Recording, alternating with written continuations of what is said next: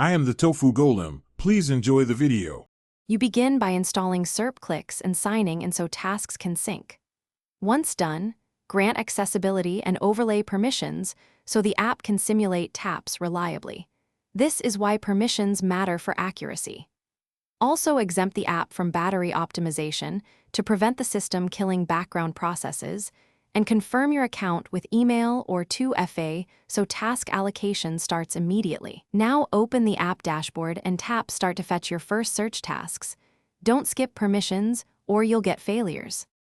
You now run tasks and watch the session panel for live status so you understand successes and errors. While tasks execute, keep the screen awake and avoid opening other heavy apps because background interruptions cause misclicks. That's why a stable Wi-Fi or mobile data connection helps. If tasks slow or show flags, tweak speed and proxy settings. Slower speeds mimic human behavior and proxies fix geo requirements. Make small adjustments, then restart the session to validate changes and reduce rejections. You finish by stopping the session and verifying completed tasks and earnings to confirm results. Reviewing logs shows why a task failed.